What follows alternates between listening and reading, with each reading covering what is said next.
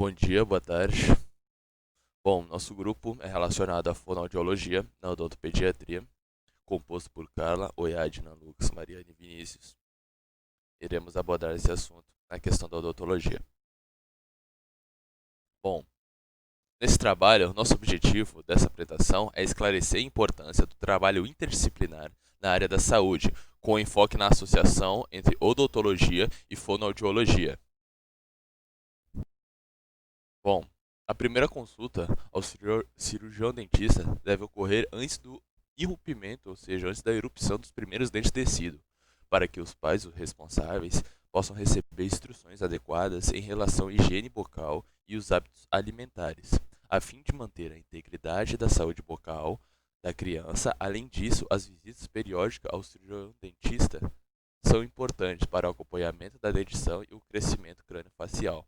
No Brasil, apenas uma pequena porcentagem de crianças recebe assistência odontológica na idade recomendada. As crianças de família de baixo nível socioeconômico, que apresentam muitos problemas dentários, tendem a procurar o atendimento odontológico apenas para caso de urgência, ou seja, para tratamento já quando acontece alguma coisa. Então, o que a gente aconselha? Procurar para prevenção, não para remediar. Bom, qual é a importância dessas duas disciplinas juntas? A odontologia precisa desta área em parceria para atuar em tratamentos ortodônticos e protéticos e bucomaxilar. A fonoaudiologia é uma área que acompanha a vida do paciente desde recém-nascido até a terceira idade. A integração interdisciplinar com a odontologia e a fonoaudiologia pode proporcionar tratamento adequado e alterações dentárias miofuncionais. Na primeira fase, muitos bebês apresentam dificuldades para a amamentação devido ao freio lingual, às vezes hiperplásico, que dificulta a sucção, e o atendimento multiprofissional junto com o dentista pode ajudar. O fonoaudiólogo poderá avaliar a sucção e o processo complemento de alimentação materna e definir se o freio lingual está ou não limitando ou prejudicando a sua função, como na sucção e posteriormente o desenvolvimento da criança na fala. Bom, o que seria a fonoaudiologia? Bom, é uma ciência da comunicação humana, cujas áreas de especialização são divididas em linguagem, audiologia, voz e motricidade. A área de motricidade facial é a necessidade permanente de interrelação com as áreas correlatadas com a odontopediatria, que cabe ao especialista a realização do diagnóstico precoce de mais oclusão, buscando métodos para desenvolvimento dentário e facial, que dessa maneira essa relação ocorra de maneira equilibrada. Essas especialidades integram-se ao trabalho da fonoaudiologia, uma vez que atua no sistema estomatognático. Esse sistema é formado por partes duras e moles, ou seja, passivas ou estáticas, arco osteodentário, maxila, mandíbula, articulação temporomandibular, ativas ou dinâmicas, unidade neuromuscular, que movimentam as partes estáticas. Está sujeita a interferência, tanto estruturais como funcionais. Com o que foi dito anteriormente, o trabalho do fonoaudiólogo é fundamental para a prevenção dos distúrbios orofaciais, por meio de intervenções recomendadas às mães, ainda durante a gestação ou no período pós-parto. Com orientação dessa forma adequada e a amamentação e os momentos oportunos para a introdução de diferentes consciências alimentares, o fonoaudiólogo ajuda a minimizar o problema, que podem gerar mais posicionamentos nos dentes. Grande parte do cirurgião dentista apresenta dificuldades sobre quais casos necessitam de intervenção do fonoaudiólogo. E o momento apropriado para a realização desta é o mesmo que ocorre com os fonoaudiólogos em relação à odontologia, ou seja, quando um precisa do outro. E quando um precisa do outro, nessa relação, normalmente são quando acontece cáries, perda dentária precoce, hábitos deletérios, freio lingual, hiperplásico, ou seja, quando prende a língua, dificulta a amamentação e a fala, traumas dentários, mastigação e deglutição.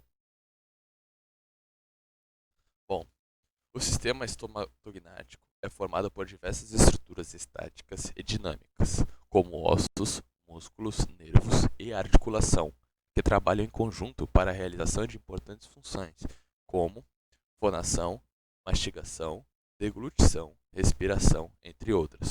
O trabalho harmônico desse sistema favorece o equilíbrio neuromuscular e oclusal e o funcionamento adequado na articulação temporomandibular.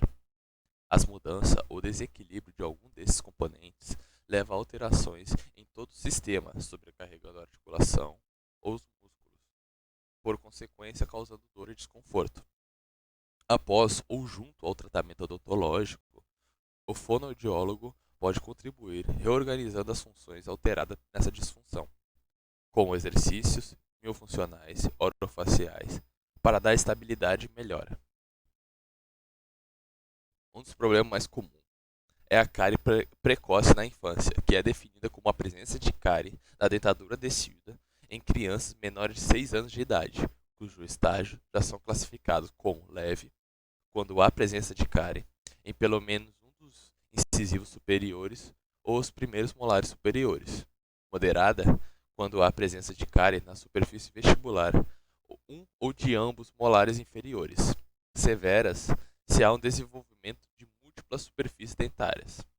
As sequelas provenientes da cárie precoce da infância severa e a perda prematura dos dentes descidos pode interferir negativamente na qualidade de vida da criança, afetando a estética, alimentação, desenvolvimento de fala, integridade com o arco dentário, desenvolvimento de erupções dos dentes permanentes, sucessores, além de contribuir para o desenvolvimento de hábitos vocais deletérios, às vezes chupar dedo, a fala não sair como deveria ser. Então, o trabalho interdisciplinar em odontologia e fonoaudiologia é de suma importância nesses casos. Bom, cárie extensa. Além da cárie precoce, como foi falado anteriormente na infância, a perda precoce dos dentes descidos anteriores e superiores também pode trazer sequelas. A perda prematura dos incisivos superiores pode desenvolver hábitos orais nocivos e alterar o desenvolvimento da fala.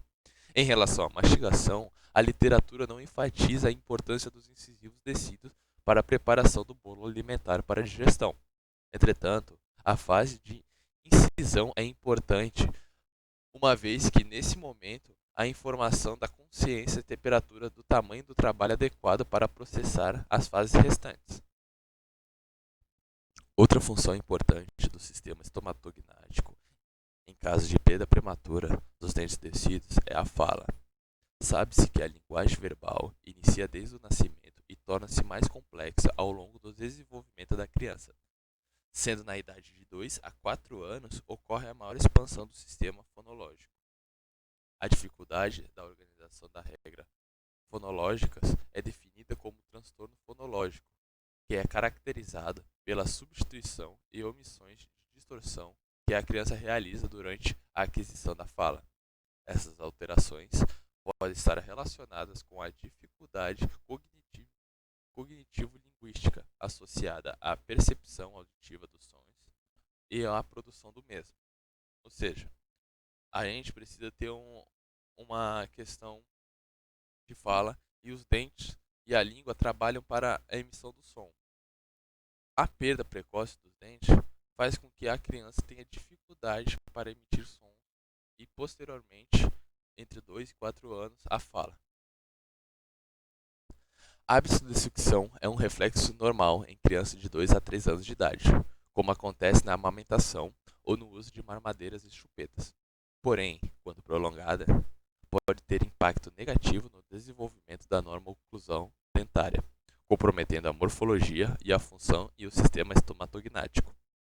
A frequência e intensidade de duração desses hábitos é que vão determinar a gravidade ou efeito sobre a dentição.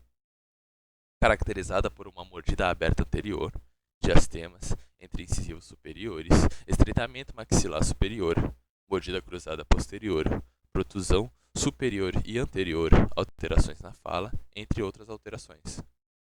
Black e Ehrlich, além de outros pesquisadores, acrescentam que devido aos hábitos de sucção, ocorre uma disfunção muscular orofacial, caracterizada pelo problema de fala e interposição lingual inadequada, normalmente acompanhada pela mordida aberta anterior. De acordo com vários autores, Lang, Robson, Silva Filho e Van Norman, a conduta é iniciar o tratamento antes dos 5 anos de idade, providenciando a eliminação desses hábitos para, consequentemente, regularização da oclusão do rebordo alveolar, ou seja, quanto antes buscar o tratamento, melhor. Hábitos deletérios. Na ortodontia, a intervenção é feita através de uso de aparelho, por exemplo, a grade palatina, que pode ser fixa ou removível, juntamente com o arco de Hawley, com finalidade de melhorar o posicionamento dos incisivos para a consequente regularização da oclusão do rebordo alveolar, como por exemplo na figura 1, como mostrado ali. Em fonoaudiologia, faz-se necessário acompanhar como estão as estruturas duras e moles na função estomatognática e a postura corporal como forma de mensurar como o hábito é prejudicial para a mesma. Aqui vemos duas imagens de aparelhos, como na primeira imagem a barra palatina, a segunda imagem o botão de Nance ali para expansão do arco, porque normalmente hábitos deletérios como sucção de dedo faz o palato ficar mais oval e estreito, produzindo uma mordida aberta anterior e mordida cruzada posterior.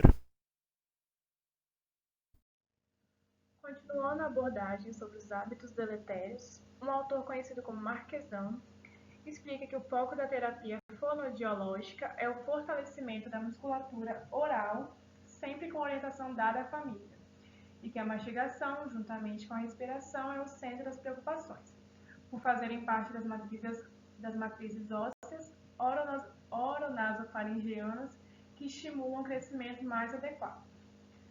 As fases da reeducação fisiológica seriam a conscientização dos problemas aos pais e ao paciente, visto que as crianças ainda não têm a capacidade de entender o que está se passando e suas consequências, a reeducação das práticas de deglutição, fala, mastigação e repouso de lábios e língua, a psicomotricidade, que são hábitos psíquicos relacionados também com as condições motoras.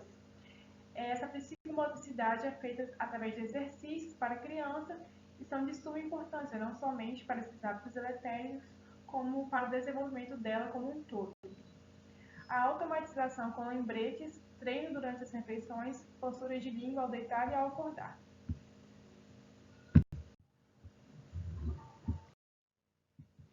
A terapia fonoaudiológica visa a adequação da musculatura peribucal, para que a mordida aberta anterior feche com maior efetividade. Porém, se estiver associada a uma mordida cruzada posterior, esta deve ser previamente corrigida através de aparelhos, como os expansores, que foi mostrado lá no slide 13, na figura 12, na figura 2.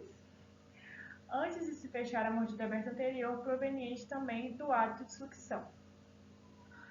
O sucesso do tratamento dos hábitos bucais deletérios, portanto, depende de uma abordagem multidisciplinar, ou seja, de um acompanhamento de um ortodontista, um fonoaudiólogo e de muitas vezes de um otorrinolaringologista e do psicólogo, para que se possa, em conjunto, prevenir, detectar e tratar precocemente as alterações dentárias, miofuncionais, interferências psicológicas e funções neurovegetativas, visto que normalmente esse tratamento é multidisciplinar e é necessário fazer um correto diagnóstico e uma anamnese muito minuciosa, visto que esses problemas podem ter sido de origem psicológica, de algum trauma, e com isso é necessário, para que haja um sucesso, essa terapia multidisciplinar.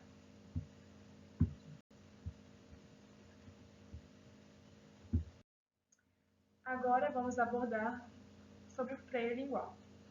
O freio lingual é uma estrutura anatômica cujo papel é muito importante para a sucção, a fala, a alimentação e até mesmo a interação social. Um freio curto e aderido pode impedir o movimento da língua e, com isso, causar impactos anatômicos e funcionais para o paciente, como a dificuldade de protrusão e projeção lingual. A alteração ocorre quando uma pequena porção do tecido embrionário, que deveria ter sofrido apoptose durante o desenvolvimento, permanece na face ventral da língua. causando operações de inserção e ou comprimento. Essa alteração da língua é denominada de anquiloglossia, só que popularmente é conhecida como a língua presa e pode se manifestar de diversas formas, como, por exemplo, uma muito conhecida é o formato do freio em formato de coração.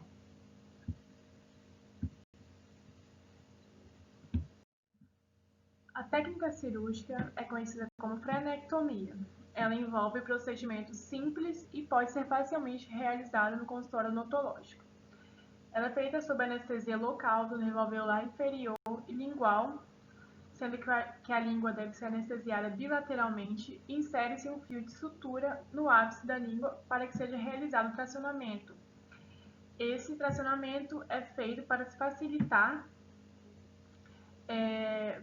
a secção, né? Ele é feito com fio de sutura, você vai amarrar a língua para cima, para que seja, quando for realizada a secção, as fibras sejam corretamente seccionadas, retiradas, para que não haja ainda restos de tecido ali naquela porção.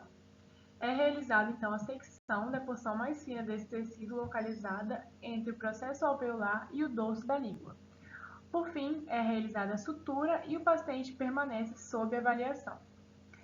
Aí temos alguns exemplos, e na figura 1, a gente está mostrando uma língua com a limitação da projeção em direção ao palato duro, né? Foi pedido ao paciente que ele tentasse colocar a língua no palato duro, em decorrência do freio curto fixado no ápice lingual.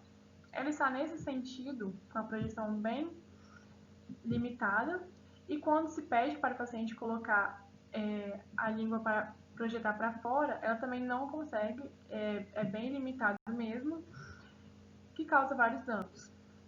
A figura 2, quando foi indicada a frenectomia, é o pós-operatório imediato, evidenciando a projeção da língua em direção ao palato duro.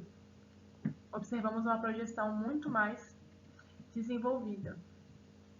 E a figura 3 é um aspecto cicatricial após 6 meses de acompanhamento, com destaque para a inserção centralizada no freio do ventre da língua.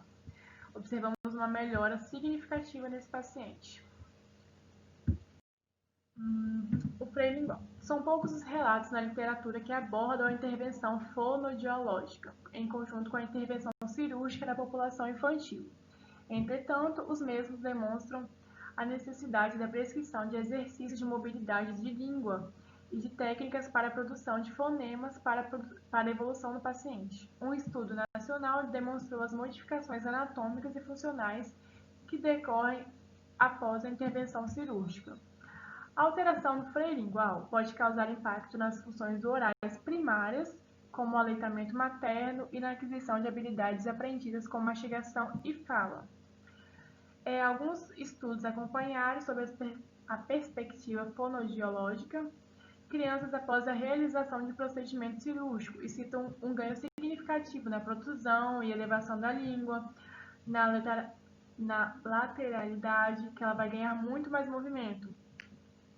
E vale lembrar que não houveram evoluções significativas na fala após o procedimento cirúrgico, necessitando assim de uma terapia interdisciplinar com o fonoaudiólogo, através de exercícios, visto que é necessário o fonoaudiólogo acompanhando para que o paciente aprenda a lidar com essas novas características que ele vai ter,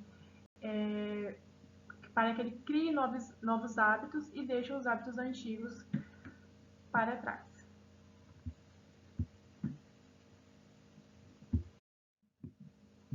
Agora vamos falar sobre os traumas dentários.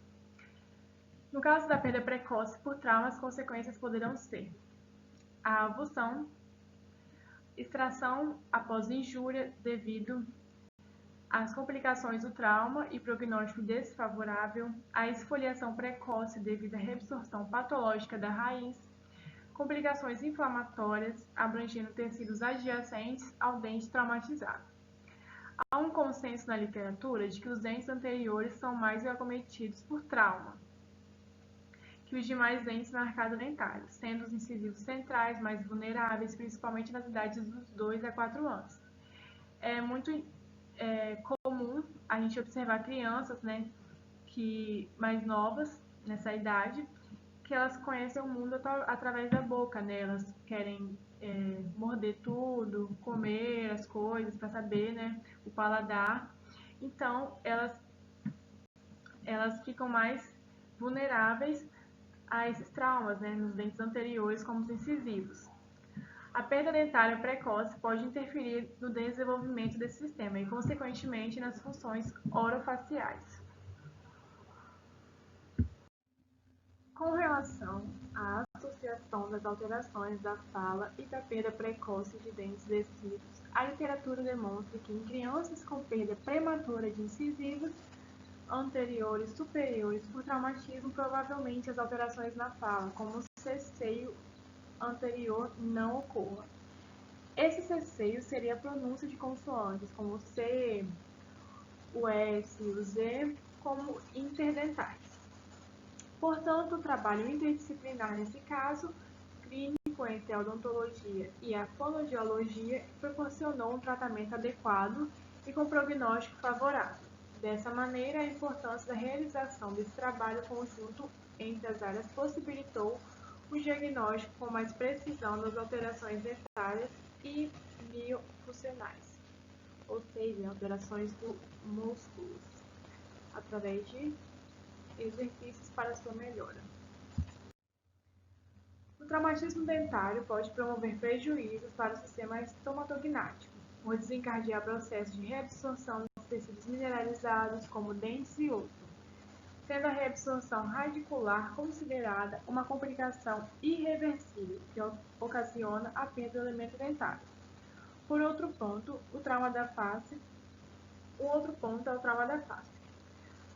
As fraturas faciais vêm representando um campo de preocupação fonoaudiológica e odontológica, uma vez que frequentemente interferem no desempenho do sistema estomatognático e, consequentemente, na viabilidade das funções realizadas pelo mesmo. A mastigação e a deglutição agora. A terapia miofuncional, orofacial e cervical é útil em muitas especialidades odontológicas e visa a correção das alterações motoras e sensoriais do sistema estomatognático, das funções de respiração, sucção, mastigação, deglutição e fala quando alteradas. Podem ocorrer distúrbios na ATM, articulação temporomandibular, com sinais e sintomas variados, como dor, ruídos articulares, limitação e assimetria dos movimentos mandibulares e espasmo dos músculos mastigatórios, podendo acarretar alterações na fala e na deglutição, também como alterações mastigatórias.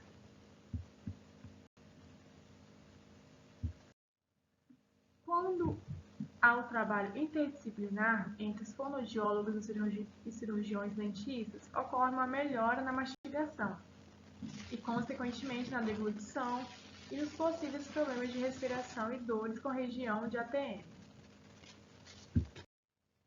Existem alguns critérios e observação para o diagnóstico e escolha do melhor tratamento, sendo eles: analisar o tempo que o paciente leva para mastigar e a quantidade de alimento colocado na boca dele, avaliar a dor ou limitação do movimento mandibular e a possibilidade que o paciente morda o alimento, a palpação no masseter, no peixe superficial e temporal, observando o tônus antes da mastigação e durante a mastigação, verificar a contração dos músculos durante o ato mastigatório, se é simétrica ou não, e perguntando se ao paciente onde está o alimento, para saber se a mastigação é unilateral ou bilateral.